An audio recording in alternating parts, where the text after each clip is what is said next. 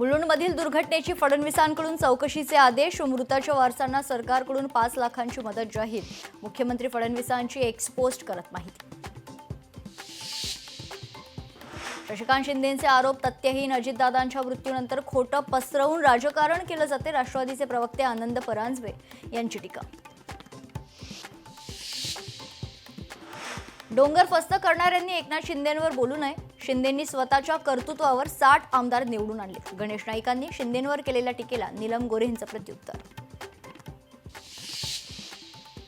देवाभाऊ, आमच्या दृष्टीनं तुम्हीच कामधेनू आहात. धनंजय मुंडेंकडून देवेंद्र फडणवीसांच्या कामाचं कौतुक.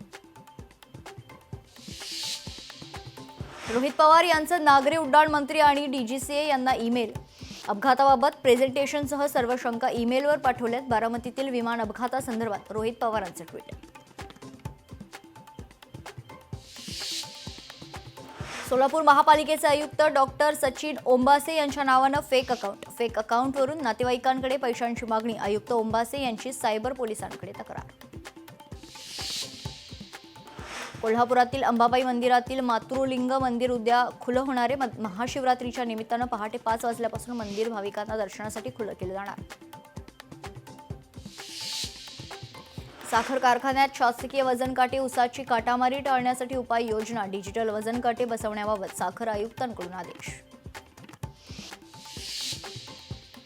पुणे शहरात अपघात आणि वाहतूक कोंडी रोखण्यासाठी आरटीओची कारवाई. बेशिस्त वाहन चालकांना दणका. 3600 वाहनांचे परवाने निलंबित करण्यात आले.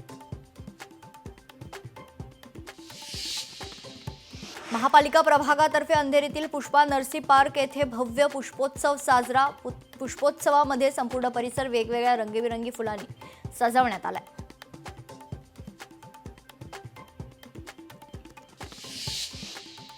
पुण्यातील लायन्स पॉइंट या ठिकाणी युवकाची आत्महत्या. वीरेंद्र सिन्हा आत्महत्या केलेल्या युवकाचं नाव. 250 फूट खोल दरीत मृतदेह सापडला. आत्महत्येचं कारण अस्पष्ट.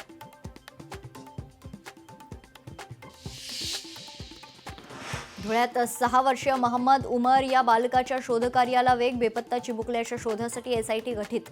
माहिती देणाऱ्यास गोपनीयतेसह बक्षीस जाहीर. पोलीस अधीक्षक श्रीकांत धिवरे यांची माहिती.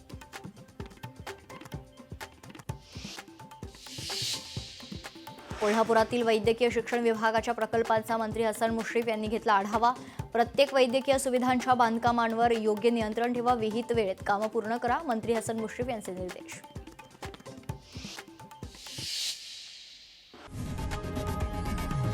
लोकशाही मराठी ऐका, पहा, जागरूक रहा.